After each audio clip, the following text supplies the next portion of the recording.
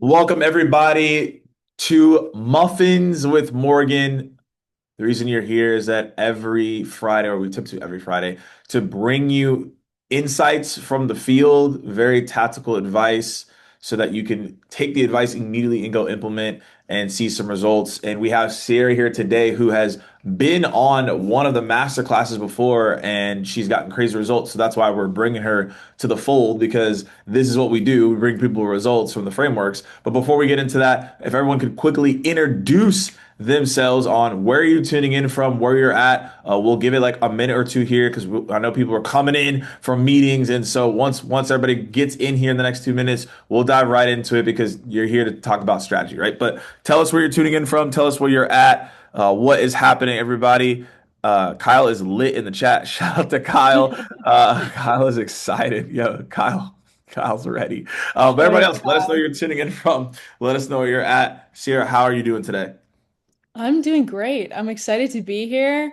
It's pretty crazy. I joined this webinar in August and I was like, you know what? Let me try these tips. And it worked out, and here I am. So, pretty cool to be here. That's awesome. Actually, fantastic for you to be here as well.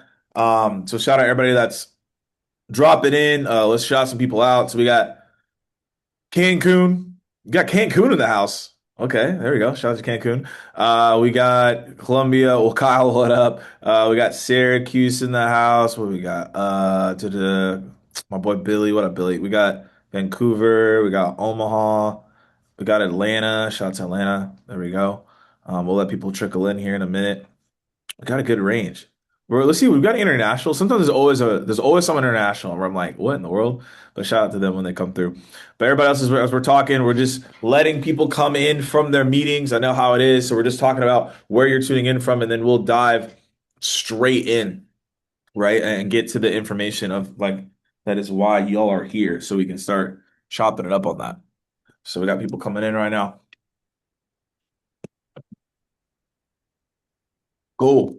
So as people trickle in, we're gonna dive right into it on why are you here today. So we're talking about how to book one extra meeting every week at Sales Nav. The main thing that we're going to be touching on, though, is Sierra's process, what exactly she is doing, how you can do the same things, and how you can incorporate that for success at the end of the day. So that's going to be the whole entire premise point. That's going to be the goal right here that we're going to be walking through and what you all can take advantage of as well, right? So we're just going to dive right in and go into introductions. Sarah, if you could introduce yourself, give us a fun fact.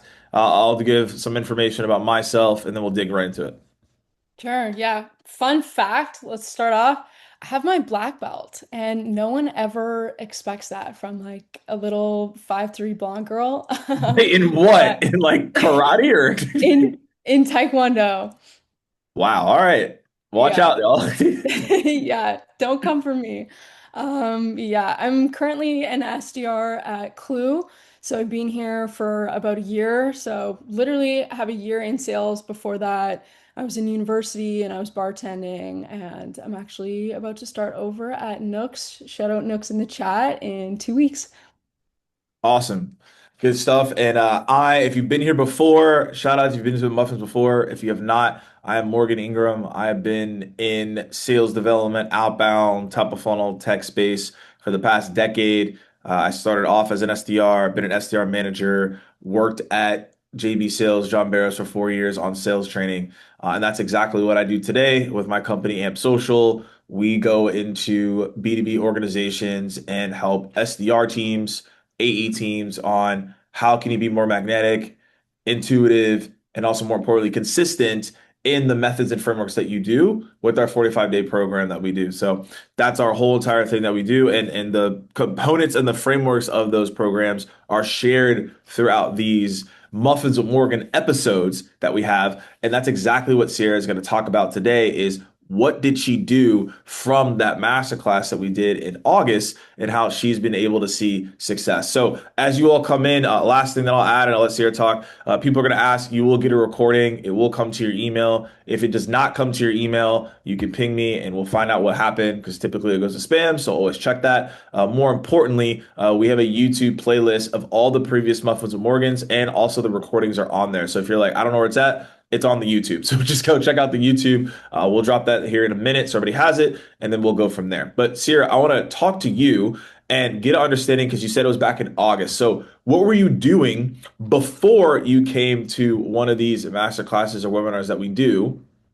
And based on that, what was going on? What was happening before? And then kind of what was the turning point for you? And then we'll get into the tactics of how exactly you did that. Yeah, for sure. Honestly, when I started this, like LinkedIn wasn't really a thing at the company that we did.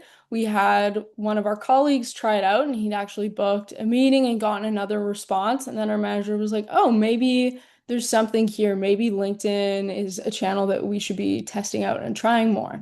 And we had really no guidelines on how to go about that. We were just really going in blind. So he was familiar with you, huge fan himself. So he was like, hop on, join the webinar, see if you can get something out of it. And then after the webinar, we were like, hey, let's try it out, let's run with it. So really just messing around with it and starting to kind of send out those messages, really putting a focus on the videos as well.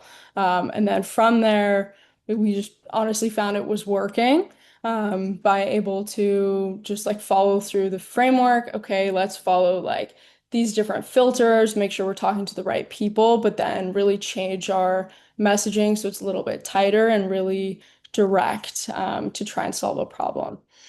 So let's dig into that. By the way, y'all, I don't know how this is gonna taste. I have strawberry muffins. Has anyone in here ever eaten a strawberry muffin? I don't know how this is gonna go, but we're about to see. So here we go. Because I'm like, yeah, I don't even know what a strawberry muffin even contains. I mean, it sounds great, but like, I genuinely don't know. But Sierra, let's dive into your process. So first steps is Sales Navigator. When we talked, you told me that the filters that you use helps you have more relevant messaging. So could you walk us through what filters you use? And then everybody in the chat, if you have questions, this is now the time. So we're gonna dive in.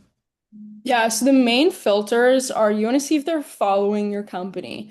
If they're following your company, they're interested in the content, and more likely than not, they might even already be a customer or a customer in the past. They've used maybe your company's tool before, but it's a really good signal to reach out to those people. I would say that's probably the hottest one.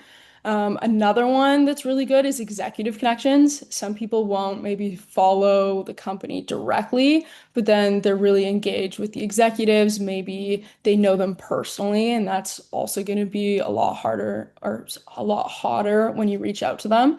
And then anyone that switched roles, if they switch roles, they're new at that company, they're going to be looked to switching it up, make an impact, and you can use that within your messaging. But I would say those are the three top ones. So the follows your company. How many people know the chat? I know about that one. You can let us know yes or no. I think that's like the biggest low hanging fruit in my opinion. But Sarah, I would love for you to like walk through and maybe show people how to do the exact connections because I think that actually is the most slept on one that Hmm. people completely miss. So if you could walk us through how do you do that in your process, and then we'll kind of go from there. Yeah, for sure. Let me open up my sales nav so then you can see. So, something I also like to do kind of within here is you can export your account list and then have all of the accounts that you're working. So that would be kind of like a starting point for me. But in terms of the filters, this would be the following your company, um, who's viewed your profile recently is another good one. But those would be the ones that would show up. And then to get kind of new in the role, less than a year, that would be the one there.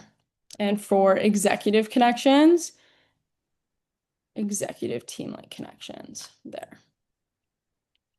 Awesome. And then for people that may not know, how exactly are you setting up the executive team lead connections? Some people may not have this in their license, which is fine, but for most people listening in, how are you setting up this exec team link connection so that you're actually getting the right connects here? Mhm. This would be really just filtering down by the personas that you're targeting, because obviously they're not all going to be relevant. So for me, like we sell competitive enablement, competitive intelligence. So I type in competitive to see if they have that anywhere within their profile. Or you could also kind of go to their job title here. I could do product marketing manager is one of them, and then filter it out to make sure that you're at least getting down to the right persona. And then I think the biggest thing I would tell y'all as well, and Sarah will dive into it, is like less than 1 year. I think that people don't leverage that enough. And sure, you can use the change jobs, and that's fine. But if you find that less than 1 year, like people are like 4 months at the company or 6 months at the company or whatever it is, like you're gonna have a way better time to get in front of them than someone who just joined. If you know them, fair play. But if you don't know them, I would 100% go the less than 1 year. Yeah, absolutely. I think if you can hit between kind of that 2 to 8 month mark, that would be definitely like the best range. Is anyone else in the chat? Are you seeing the same thing? Like in the two, I guess probably 4 to 8. After that, the light has left their eyes. Yeah, I would definitely say that. Like it's it's hard to say this because then people will be like, wait, I don't know about that. But you just don't want to talk to people who are curmudgeons. That's basically what I tell people. Like you don't want to talk to someone who like just isn't about it, you know? And so getting Yeah. someone at like 4 to 10 months, they still have like energy that they want to go do something. I think like past that is where Mhm. it gets a little shaky.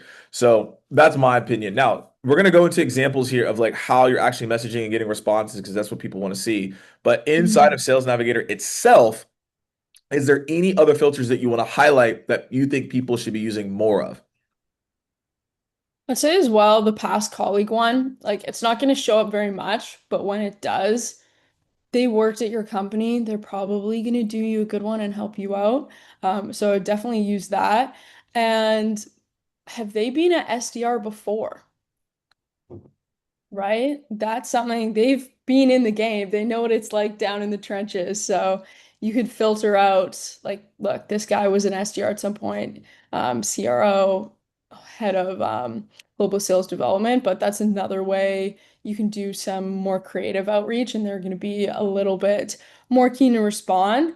But again, like anyone who's viewed your profile as well, if you have something in your bio that says something about your company and like what you help out with too, and then they've looked at that, maybe they've accepted your connection request because they saw that. So that also might be a good signal where they're a little bit more interested. But I would say those are the main ones.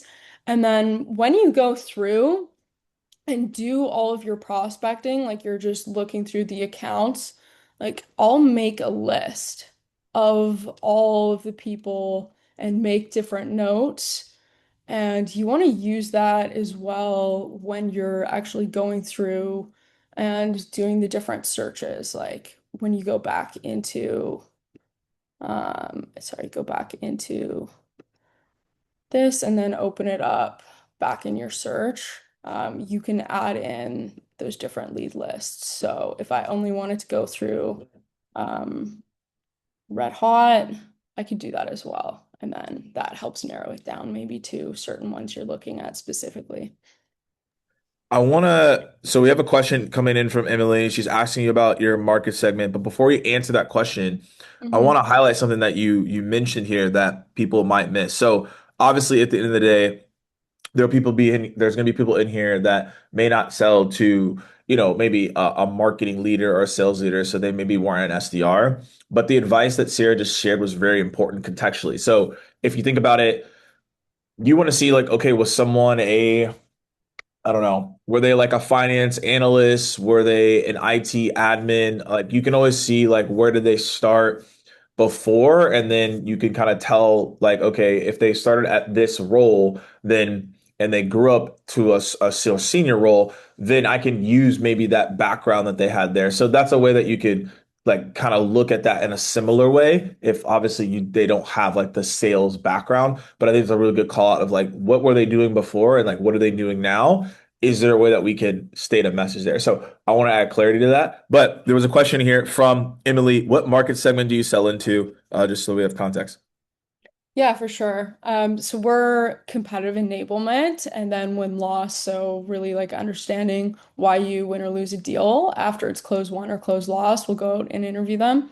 But the market segment is like product marketers, people in competitive intelligence, sales enablement, sales leaders, rev ops, sales ops. Those would be all the main ones, and sometimes product management as well. So it probably like mid-market, probably enterprise Um, companies. Yeah, my range is all over the place. So I'll do anything from roughly 100 employees up to huge enterprise accounts with, 100,000 plus employees. And I've booked, for context, everyone within the range. Cool. Emily, hopefully that helps answer the question there. So let's get into that. Let's get into the messaging you're sending. So I know you have examples for us today. Let's get into that so people can see exactly what you're doing. And as you all know, Muffins, if you have questions, ask them so we can get in the weeds. But now we're going to show the examples off of these filters, and then how do you actually send that messaging across the board? Okay, let me open this up.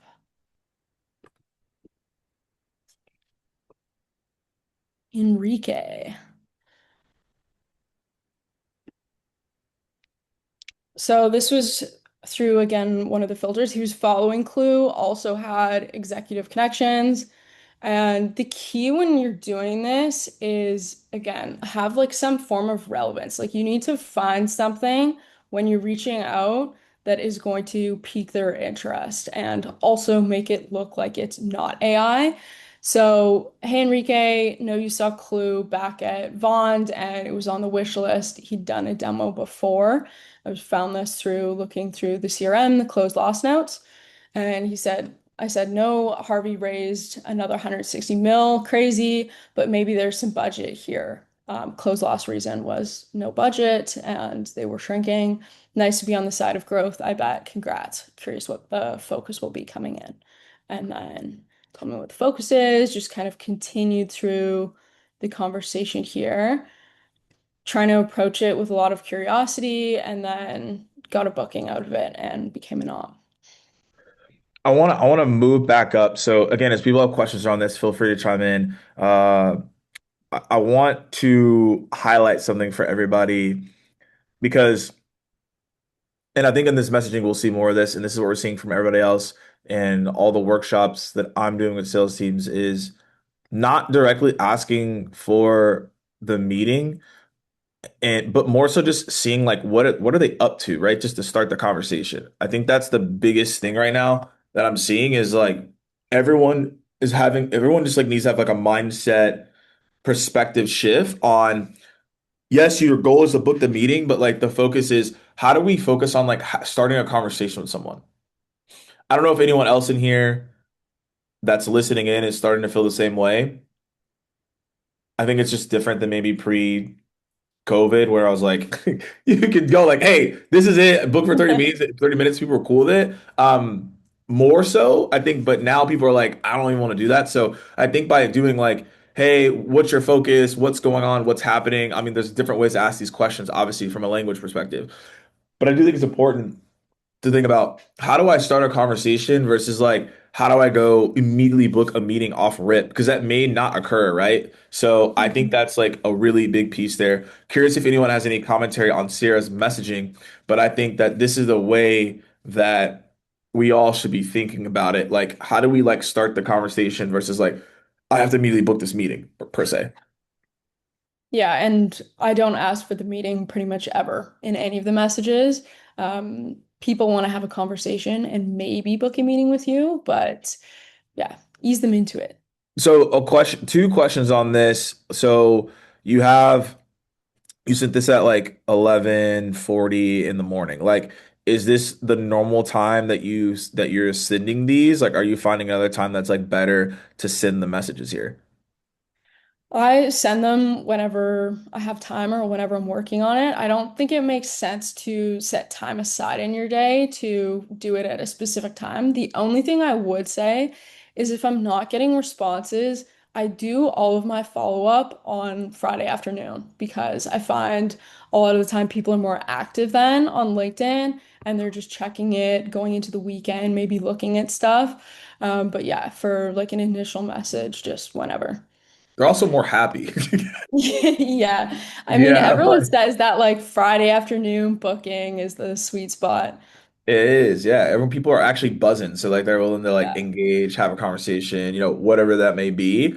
So that's really important. And another thing that I wanted to drill into as well, Kyle, you mentioned it. Ryan, she does do videos and voicemails. We're actually about to get into that. So that's something we're gonna dive into. And keep the questions coming here. I want to talk about with you, Sierra. When you're thinking about this messaging and you've obviously written a couple of these and this is the way you're going about it, you're not inherently asking for the meeting per se. Like, what do you think is like, how do you avoid being AI? Because like I think a lot of people are like, Mm. I want to avoid being AI, but how exactly do you do that when people like think everything is AI? Like, and I'm curious Yeah. for everybody in the chat, like, how do you determine something is AI? Like, that's a question for the chat. I'm just actually curious. Like, everyone's like, oh, Mhm. this looks like AI, but like, how are you looking at that? Is it like a certain word? Is it like how you feel? Like, is there certain things that you see and you're like, I know this is AI? Like, I'm asking everybody in the chat if you can participate because I'm actually just very curious. Like, how do you Mhm. determine something is AI versus not? And so, Sierra, how do you like go about that process? Because I think it's very important for people to hear that. Like, are you just like, I'm just I blindfold myself when I type, or like, are you like typing like you're texting? Like, I want to know because like I think people are like, this is too AI, and I'm like, but what does that even mean? And like, how do you Yeah. not do that? So, anyways, you share away. I pretend I'm dyslexic. I like to sometimes add Yes, in like, like how do you do that? yeah. No, I like to sometimes add in like a spelling mistake or, like for example, in this one, like I have the crazy in brackets. AI is probably not going to write that. Or I use a lot of dot dot dots. I didn't use that in this one, which is honestly a little bit surprising for me.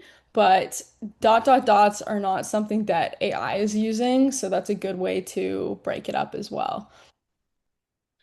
Yeah, I've been using a lot of dot dot dots. I've been thinking about abbreviations as well. So actually, okay, so everyone is saying here like the dashes for sure. Like I think that's the dead giveaway. Yeah. Grammar, syntax, someone says too polished, etc. So then here it becomes the question, right? Should you just misspell everything?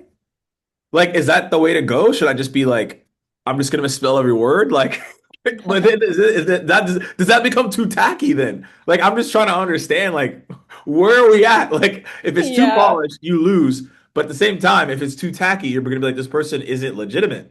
So then it's just really taste, I think what it comes down to the end of the day is kind of what I'm getting at. It sounds like for you as well. Like it's little things that show that you're human, but like you can't go overboard and be like, I'm gonna misspell every word so they know it's not AI Yeah. too. Yeah, I feel like you can get like a general kind of vibe on whether it's feeling AI or not. Also, I'm using a lot of like really specific information, which I feel like at least right now AI can't pull that in. So they're like, oh, she did some research, like she figured this out. It's not something that like ChatGPT made or Claude. All right. So I think we're good here. Let's go to the next message. Okay. So this, I'm going to share some background on it. So something Shout I out to will always John. advocate for is like comment, be active in what their world is on LinkedIn. So for here, this is actually my colleague, but he was like AI screeners are killing cold calling. And he was like, I have an idea for a parallel dialer. Could you pre-record a reason for reaching out that plays when an AI screener picks up? So we actually didn't get a response. And then I was like, you know what? I'm going to tag a different parallel dialer and another one. And then this guy actually responded, John. So I like responded to him, just like having a conversation on his product. He's the chief growth officer. And then from there, I was like, perfect. He's responded to me. Let me now send him a message on LinkedIn and tell him thank you for responding to my comment. So I was like, hey, John, appreciate you replying to my comment the other day. I know Orem also used to be a customer of ours up until last year when your competitive hire was lost. Curious if you feel you and your AEs have all the competitive information that you need to differentiate and try and win the market. And then got a response there and a meeting after a little bit of follow-up. So as we do these plays, y'all let us know if you're loving the plays, want deeper examples, let us know in the chat. We want the feedback.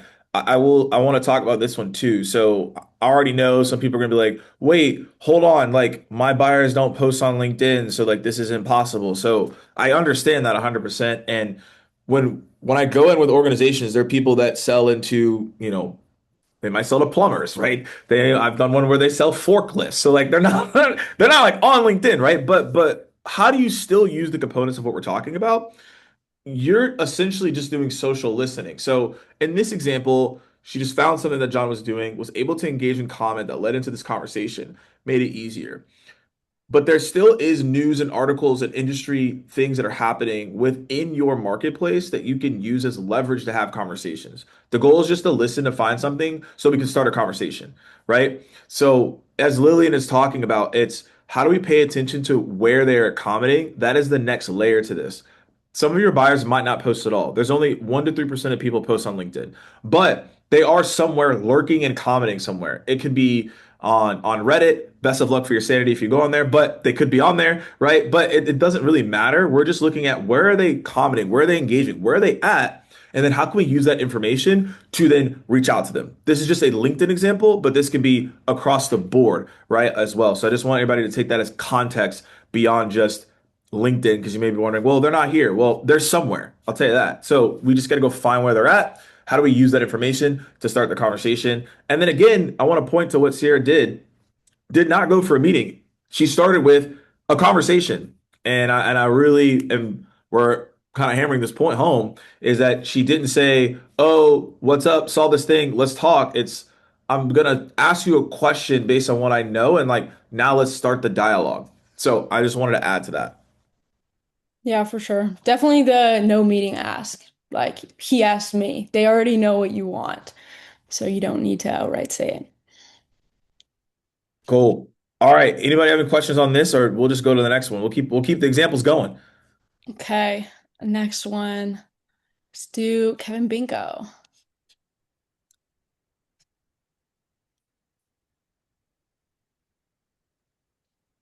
Classic LinkedIn. Here we go. Yeah, so slow to LinkedIn load. tweaking. Okay. A little bit Okay. longer one here. A longer one, definitely. This I had more context to bring. That's why it's longer. And again, kind of reaching out with something topical, top of mind for them, or something interesting at the beginning. So Eagle Scout, I actually got, if I scroll way down to, I think like the bottom of his profile or somewhere in here, he was an Eagle Scout. I found. And then that's like basically Boy Scout, but it's you're like the 1% of Eagle Scout, or sorry, Boy Scouts, and then that's what the award is. So like super specific. So I wanted something on him. I couldn't find anything, so that's what I used. And then I was like, wish my parents put me something similar. I'd actually had conversations with his colleagues, so I dropped this in, said, heard the compete program is going well. This is one of our competitors, Crayon. So I was like, oh yeah, Crayon and Letter AI is a nice combo. And then I put in the differentiator here. Will Letter AI centralizes insights well. The competitive tips reps receive still tend to be reactive, and Crane doesn't tie to real buying criteria in live deals. No, you wouldn't switch over in the meantime. They just renewed 3 weeks ago, but we've been cooking up a lot and would love to show you what's new since you saw us. And then, yeah, he gave me some context, spoke with him a little bit, and he actually added his full team, and he's the director. Oh, we love when the full team shows up. Okay, Mhm. so let couple questions here that are coming in. So the first one is from Rocky. I'm curious on your stance on this. So the question is, for the LinkedIn custom messaging, is it by hand or do you have a prompt that you're using to build these? I write them all myself. I feel like if I use a prompt, it gets it adds like a lot of filler for me. It doesn't sound as human, so I prefer to just write them. If I'm like really struggling with a piece of it and maybe how I want to word it, then I might plug it into an LLM. But for the most part, I think these are pretty straightforward, so I just write them myself. Cool. Then we got a question on what if they don't respond to the Yeah, initial message? What are you doing to follow up? if they don't respond, I'm sending GIFs and or GIFs, and I love them. I These are my go-tos. So, sad baby, that's the best working one. I think the sad baby What's the alone, response rate on the sad baby? it's the highest. Like we've probably had like 8 bookings from sad baby alone. So That's that's a good one. crazy. I There we had a go. booking from Dancing Monkey. This one got me a booking. So I don't know, kind of look at the profile of the person. What do I think will land with them? Surprisingly, what has not worked is Sad Batman. I've had 0 bookings from Batman in the Rain. It's been Why? I feel like that one would disappointing. cook. I know, that's what I would think. But yeah, no luck on that one. What sad Batman's gonna know love? It's probably the Ben Affleck Batman. That's probably why. It probably That's it. that's probably what it Yeah. is. It's not the Christian Bale one. That's probably what happened. Yeah. What in the world? Okay, I wanna. Okay, there's a couple things that are coming up. So I want to comment on what Billy said. My boy Billy in the chat. Shout out to you, man. I think you have to do both. This is my take on this, and I want everyone to not immediately think about how do you automate something. You first need to get a response by hand. And I know nobody wants to hear that because that requires work. Yet AI is a mirror. So if you don't have good examples of responses, then it'll just give you things that don't haven't got responses yet. So what Billy said in the chat, 100%. This is going to sound aggressive, but I tell people don't even consider automating something until like you've gotten 100 manual responses.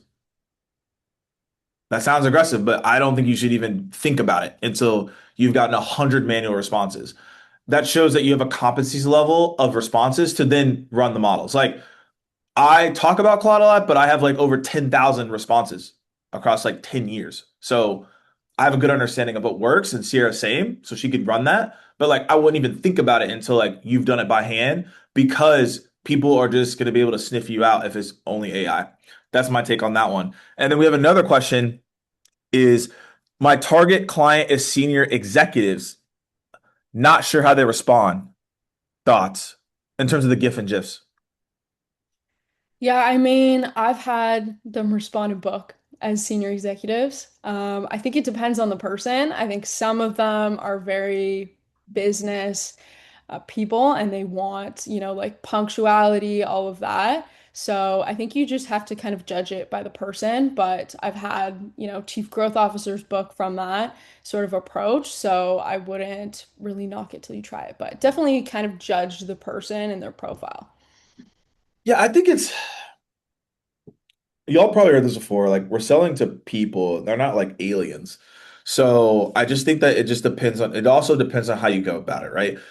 If you wrote a really good message and then you followed up with something funny, you're good. But if you wrote like a terrible message, right, and then you followed the GIF, that may lead into like negative behavior, to be fair. So I think you have to have a really good standout across the board. Um, and yeah, I see the AI. Let's get into the videos actually. Sarah, let's get there because Yeah. people are talking about the AI avatars. I think this is not the best of moves. Also, we're 30 minutes in, everybody, right now. So let us know if you're finding this impactful and helpful. Again, our goal is to give you like real information, like in the weeds. Like you see, we're literally in the inbox right now. Like that's what we do over here. You know, we got the air horns going on, right? Like it's lit. So let us know if you are enjoying this information so far, because obviously we'll keep it going, but we want to hear your feedback. But with that being said, now let's play the video. Let's see if we can hear the sound as well on this video. So we'll test that out here in a minute. But yeah, let's play it out. Okay. Hey Robin, how's the deep dish pizza over there in Chicago? I'm in Vancouver, but it's not quite the same over here as it is there. But reason for my video is I've been speaking with a few folks on your team, and I know you don't really have an internal process for competitive intelligence, and you're in a super competitive space. And I know reps are constantly coming to sales enablement, asking for deal specific tips. And I'm just curious if this is coming up for you and if you're looking for a bit of a more automated process, give those reps those deal specific tips, and if that would be worth a conversation. Cool. All right. So let's, as you all hear that video, give us your feedback on that video. What stood out to you? What was important? I will tell you all certain things that made this video work because there's certain components to it that are like psychologically happening. But for everybody listening in, let us know what your feedback is in the chat and what you thought. And but Sierra, what is your structure or thought process when you create videos like this? Yeah, this is straight from you from your August webinar, but first of all, come up with something specific to them to start the conversation. So I think your recommendation had been like find something about where they live. So there's like simple things you can come up with, like Chicago. The one I like always go to is deep dish pizza. San Fran, I always talk about the clam chowder sourdough bread bowls. So something maybe specific to the location, it's a little bit easier to repeat, but obviously if there's something more specific on their profile, kind of include that. And then come with some sort of pain or observation where you can give something to like probe their thoughts, like make them think about something, not necessarily a pitch, and then try and ask to have a conversation or get what your thoughts are on this, or curious if you're seeing this show up, something like that at the end. Yeah, I think that's the biggest thing is that like um when you're starting out the video, it's really important to be like, what can I say in the first 5 seconds to your point about the city or about where, something you saw them post or whatever it may be. I think that's like really important and making it as relevant as possible. I've noticed when I do that, like it's different. I think also you were outside, so I think that broke it up a little bit and you were moving and things of that nature. I think that adds an element to it. And I know some people are like against the videos and against the voice notes and they hate them and all that stuff, whatever. But I think you're gonna have a better ch you're gonna have an overall better chance if you're doing it this way than just like I'm just gonna automate 10,000 messages and then whatever. That's like my take on that perspective there. Now, Billy asked, how many attempts did you do for I'm assuming for this exact video, how many attempts did you do? Say probably one or two. Most of them that I do, there's not a lot of attempts unless there's a lot of context that I'm bringing from like conversations I've had over the phones with other people. Also, I feel like the more you do it, the easier it gets, but it's definitely something you just kind of get comfortable with. And I'm also just the type of person where usually the first time I do something, it's going to be the best take. So I think usually run with that. I think a big thing to this as well is I don't think that you should try to do a video over like 3 times. Like, I think you have up to 3 times for a retake. And at that point, once you go over three, you start overthinking it, and then you do like 20 retakes, and then it's like, it's not as deep as you're making it out to be. Like, Yeah. you're not creating a movie, you're not submitting like a TV show, right? But it's literally just the fact of doing it, right? And taking those action steps is the key. Yeah, and it's pretty much never going to be perfect. So just be comfortable with that. And I think that also makes it better too. Um, okay, so we have some other questions in here. How many times did you reach out to typically get a meeting? Is it primarily text in the video? Are you offering any valuable and relevant information? I guess the question is, how many messages do you send per person? That's essentially is what the question is here.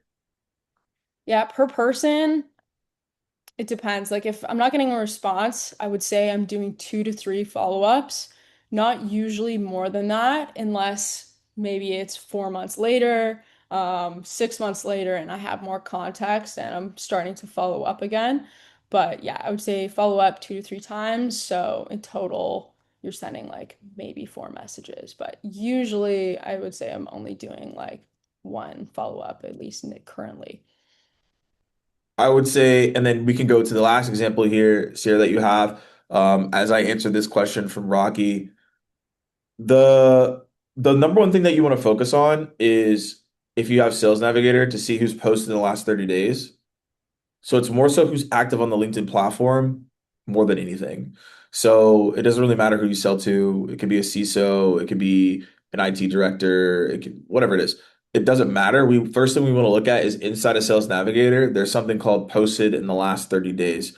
You want to click that and that will show you who's active. So like that's typically number one thing that you want to focus on. Uh, through the program that we have, which is called Sales Team 6, and where we go in with the SDR teams and we're working with them as part of the core offer that we have at the business. I've seen people that will reach out to CISOs and get responses via video. I've seen people that are 60 that have replied back to me with a video. I've seen people in uh, London get responses from video. I've seen people in Australia get responses from video. I've seen people in HR leaders get responses from video. I could keep going on. My whole entire point in the 50,000 people I've coached and trained is that it's not about like will the persona or person reply. It's just about being consistent and doing it because someone will reply at some point if you do it. I'll tell you this, if you did 100 videos, you're gonna get a meeting out of that. I'd be shocked if you did it. It'd be irrefutable, like for you not to get a meeting out of 100 videos. Someone would respond, and then we would just be like, all right, cool. Whatever I did there, I need to do it again for those other people. Now, there's always obviously nuances within regions, but that's the way you have to think about it, in my opinion. Yeah, 100%. And it works. Honestly, if you're reaching out to the right people, especially if you're like finding people in like closed lost deals or people that have used the platform before, even like you could filter down by your top customers that are case studies. Have they worked at that company and are they at a new one? Like you're definitely going to get a response. Perfect. Okay, so now let's go to the last example you have, and then if y'all have questions, we're gonna wrap up a lot of questions. But again, we're just getting to all the examples that you all asked for here. This actually is a good question. So when you think about sequencing, share with all these people, are you only using LinkedIn, and how are you using cold call with it, or Hmm. not at all? Yeah, I'm cold calling with all of them. And actually, this is a really great example because of that. But I actually hadn't removed her from my sequence. And then she picked up the phone and then I ended up booking her. But I use it in tangent. So everyone that I'm connecting with, or sorry, everyone that I'm sequencing is going also to get a connection request. So like if I were to like literally just pull up like a company, for example. What I'm doing is for all of these people, we use Exportly. So I would select all of them. These are all going into my cold call sequence, and then I'm going to connect with them. And if I like this persona, I'm saving them and I'm adding them also to my list as I go through. And then I have my notes list up, and then I might add a note if they're really hot. But I will also kind of segment them by like, okay, I've looked at their profile. I think they're really hot to reach out to as well. So that kind of helps with knowing who to reach out to. Perfect. I want to, oh, first of all, before we move forward, does anyone have any questions of what Sierra just walked through? Was it clear? Yes or no? Let me know in the chat. We want to make sure y'all are good. Be like, oh, like, I don't know what's going on. So it's like, no, we want to make sure people are good. Was that clear? Is everybody set? I want to make sure everybody's Gucci. Um, Step by step, yeah, we can kind of talk about what that is here in a minute. I think the like I have a step by step. I have something I can share in a minute, but Sarah, you probably have yours as well. So, but let's go to the actual example, and then we'll talk about the step by step here in a minute. Okay. Hey, Chris, I'm outside in the rain just to send you this video, but I know you took a demo with Peter a while back, and at the time there were some challenges with Crayon, with adoption, and keeping content fresh. And I wanted to reach back out because we've had our Clary integration launch now, so we can actually automatically update battle cards for you, and as well give reps proactive deal specific tips. So we actually pull in the context from Clary and what the buyers actually care about. So it's really specific to the reps deal. We also pull in like what talk tracks are working. I know our enablement person finds that to be quite time consuming. So I was curious if it might make sense to get on an updated demo. Let me know what you think. Bye. So we should go in the rain, is what you're saying to me? We got Yeah, when it's rain, raining, we snow. gotta go create videos. Is this the level where we're at? It's like, oh, how do Yeah, we not be AI? Let's go play in the rain. Like this is literally where we're at. This is wild. make them pity you and you're gonna get the meeting. Rise it rain or shine, she's on the grind. Yo, that might be his shirt. That actually kind of fire. All right, y'all. What did y'all think about this video? Let us know in the comments what you're thinking. Sarah, what was the thought process of this video? Please share with me. Yeah, I was just like, you know what? If I'm like out in the rain, honestly, maybe she'll feel bad for me. But also, I would see someone out in the rain in their umbrella and be like, what are they sending me? Like, what could this be about? And then probably at least click it. The goal is that they at least read it or they watch the video every time. How can they at least see like the thumbnail? That's something you always want to think about, actually. That's like a good call out, I guess. But yeah, look at like what is showing up here and then also what is showing up for your video. Yeah, I think it's like, what are ways that you can be magnetic? I think that's the biggest thing right now. Like Hmm.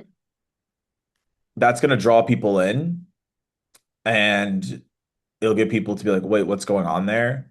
There's obviously a level of scalability with it, but I think that this is just where we're at, right? Based on what everybody's doing and what's going on, right? So that's the cases there. I would say, okay, we had a question here. Question for everyone here. Okay, everybody can answer this question, but I'll say it out loud for everybody. What email do you show when people click on your contact info? So I'm assuming they probably like view your profile or they view your emails. I'm assuming that's what that means there. Like just the email in Yeah, like general. I guess if you send, I guess what she's saying, Carrie Nicholas to clarify, is like if someone sends you an email or you send someone an email and then uh like they open the email or it shows that they open, are you like directly calling that out? Like, oh, you opened the email 5 times, why aren't you talking to me? Something like that. Honestly, never. I'm never doing that because if they wanted to respond to you, they probably would have. I think you need to go and maybe more with a different signal or like kind of think of it from the perspective of like, okay, they've opened your email 5 times. Can I like add value or pique their interest more? Because they always know that you want a meeting, but try and pique their interest more or yeah, usually there I would try and provide value, and that's more of like a drip for me. Got it. Okay, I think she, oh, okay. I agree with that 100%. She was asking a different question. think she's asking what are people's contact information on their LinkedIn. I think most people it used to be everyone's work email, but then people realized that they had their work email and then now they put their Gmail or nothing. But like early LinkedIn days, you had to put your work email because it was a professional network. So they wanted Hmm. everyone to have their email. So like 2016 to 2018 was a fantastic time, not to be prehistoric, but it was because people had like you had to put your professional email. And so you could literally just rip people's emails and just email them, which I used to do, but you can't do that anymore because times have changed. Yeah, Um, cool. Sierra, anything that you want to add? I think one person asked for the persona walkthrough again, if you could do that again in Sales Nav. But sure. those were the main examples. My hope for you all is that if you've been to these Muffins and Morgans and you've seen these previous ones, we've had Ryan on, we've had Traco on, now Sierra. You see the theme. The theme is that if you're looking for the engagement that you want, you're going to have to do things that are a little bit unscalable to then find out what's truly working. And then, sure, you can scale it from there and build a system. But you have to do things a little bit unorthodox right now to stand out. And that is going to require different layers of how you go about that. But I just wanted to kind of double click on that as well. But let's Mhm. go back into, I think they wanted the persona walkthrough, I think that you just did. Yeah, saving the personas. So you can show that again, and then we'll answer some lasting questions as well. Hmm. Yeah, so for in here, um, like this would just be kind of like the sequencing piece, I guess, but you could add in like all of the different personas under their title. What I usually do is I have like saved searches, so I already have all of my personas and who I don't want included showing up in these lists here. So I can filter down really in depth and still kind of the same method. Like you can still add in your account list or you can type in manually your different companies and then still filter down by like who's following your company, who's viewed your profile, who's been posting on LinkedIn. Someone asked, how do you do not included? I think it's like there's like an exclusion button next to the thing. Yeah, you just click on it like that. Yep. And that excludes it. Cool. All right. Um, Hopefully, y'all again. There's a lot of information here for y'all to go execute on. You should be able to walk out here and get some meetings. I want to answer one question that I saw on, and then we'll talk about the step by step.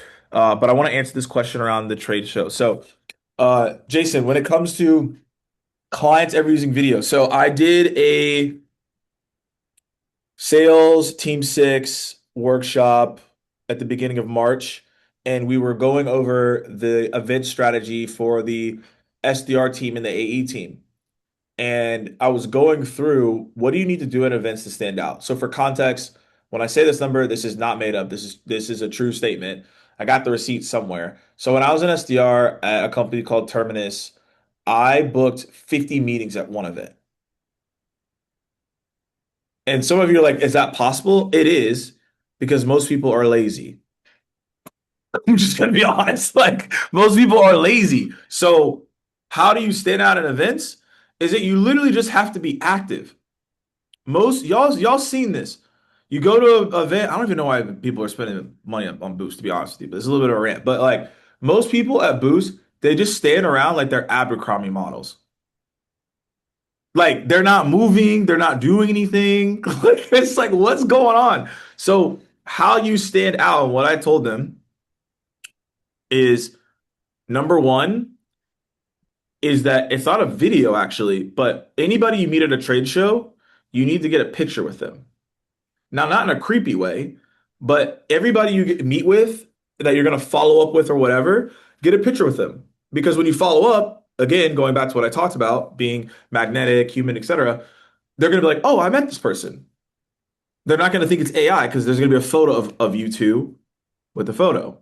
Now, the way I go about that is I just say, hey, the reason I'm taking the photo is when I follow up, I just don't want to be an annoying person. And I want to make sure that you remember our conversation because like they're going to get follow-ups and it's going to be AI related, right?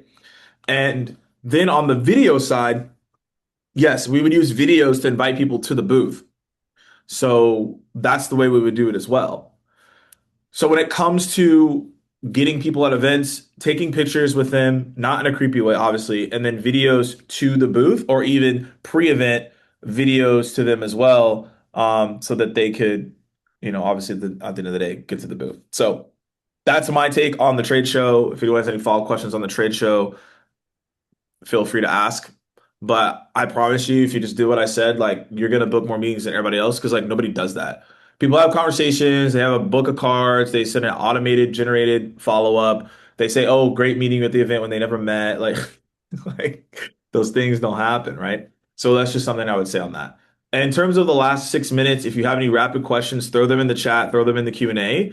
In terms of step by step, Sierra, like, so just give us like a visual of how you do this and how you incorporate LinkedIn's obviously your main driver on how you've booked your meetings. I think you made a post and you said you were at 200% of quota. 300, where were you at? Like something I crazy? hit, yeah, 300% outbound quota for March. I'm, I don't know what else to tell y'all. Like the advice that we're giving here, this is what's happening for people, right? And so walk us through the step by step from email, LinkedIn, and phone, and like how does that work for you so Mhm. that we can wrap up on that. Yeah. It would start off by obviously picking good accounts. I'm going to build them in my list in the CRM and then export it into Sales Nav. So then you just have the list. It's pretty easy to do. You just need to make sure that you have the company URL. You export it, you upload it. I can actually show really quick in here. So you can add in your or upload the account list right here. So pretty simple. All you're going to do is upload that file in here with the URL attached to all of the accounts. That's like the different section you would need in the CRM. But then when you actually go through the filtering in here, then you can select the account list here. So I would have like all of my different accounts here if I remove this one. But yeah, kind of going through here, I'm going to add everyone into my call sequence and I'm going to connect with literally every single person I want to connect with who would be relevant for me to reach out to. Volume is what's going to win. And then also saving them to the different lists. And then from there, I'm just calling people. I'm adding notes as I go, as I get information on all of the different accounts, because I can use that in my LinkedIn outreach. If I do choose to do cold emails, I can also include that within there as well. And then, yeah, as people go through and accept my connection requests, then I'm sending out the LinkedIn messages. Something as well, which I just started doing, which is I think kind of cool. I haven't heard anyone doing it, is if you get a pain on a cold call and you're using a call recorder, you can snip it and then send that within your outreach. Like, hey, especially to executives, hey, your colleague mentioned this pain. We actually solved that. And then just kind of leave it at that. Fire. Yeah, I don't know what else to say. We brought someone on today, 300% of quota. You don't meet many people who are hitting that level of quota. Like that's it just doesn't happen. So shout out to you, Sierra, for doing that. Coming on, sharing your best practices with us. We have 3 minutes left. So again, if you have a question that's really quick or we missed the question, because sometimes that can happen, throw it in the chat or the Q&A now and we will answer it. But Sierra, where can people find you if they want more gifts or gifs? I guess that are not Batman, or just want more advice. Yeah, for sure. Let me drop my LinkedIn in the chat, but I'm not out of connect for the week, so I can actually connect with everyone. But yeah, hit me up. Happy to answer literally any questions, or if you want to like have me walk you through something, I'm happy to help out. So, okay, one thing this is actually a fantastic question from Paul. How quickly do you send follow-ups? Yeah, honestly, it's kind of when I feel like it. It's hard to be consistent with everything. And if you send a really good message, there's a good chance that they're going to respond. They might not.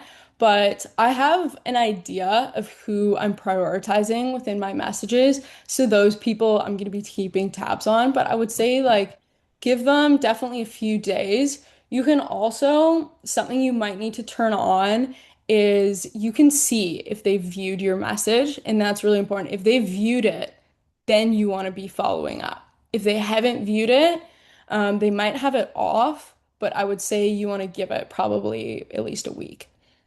Is there a way you can show us what that looks like? It maybe, I mean, it's kind of impromptu, but if there's a way you can, because people might be like, wait, how do I know that?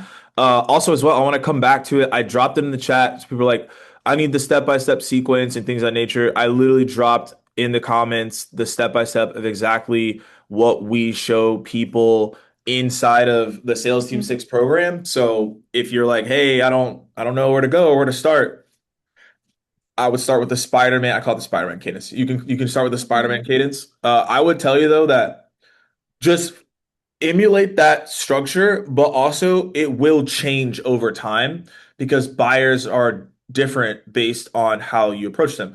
For example, there's one client that we worked with, and they target people that are facilities managers. So they're on site all the time. They're not really as active on LinkedIn and they respond better to cold calls. So guess what? That Spider-Man cadence looks dramatically different because they have to make those cold calls to those people. So anytime when I work with clients, I always look at who are the buyers that they're targeting. I use the same flow, but the touch points will be different. And that's where, again, you have to connect the dots. And sorry for turning that on. I actually don't know where it is. I did this months and months and months ago, but it will be in your settings somewhere. Chloe, to answer your question on the Spider-Man structure, so the reason that it's overly persistent in the first 5 days is because 80% of your touch points you will get, or 80% of campaigns, you get responses in the first five touches. So you need to be like pretty much like, I'm here in your first five touches because that's what's going to happen. And then you'll notice over time they're spread out across 2 to 3 days. You really shouldn't have your campaign longer than 20 to 22 business days, to be honest with you, because you need to move on to other people. So that's the reason why it's super tight in the beginning. You're going to see the most responses in the first 5 days. The goal is for you not to really do more touches than after day 10, but your first five, you kind of got to be like, but they're on different channels, so they don't feel overwhelming, is the goal there. Anything you want to leave us with, Sierra, before we go? Get out there, just try it out, test what works, play around with it, have fun with it too. Um, I'm having a lot of fun making like Slack emojis in Gemini for people.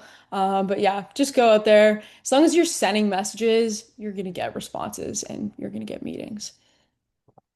All right, y'all. So we're out of here. Thank you so much for attending Muffins and Morgan. If it's your first time, my hope is that you come back and you enjoyed it. If you've been here before, thanks for continuously rocking with us. Goal is to do this Friday. Next Friday we'll be off because I will be out of town. But the following week we'll be coming back and we're going to be talking about some even more strategies on around referrals and things of that nature that we're going to be touching into. So it'll be fun and excited to see y'all in the next one. And y'all have a blessed one.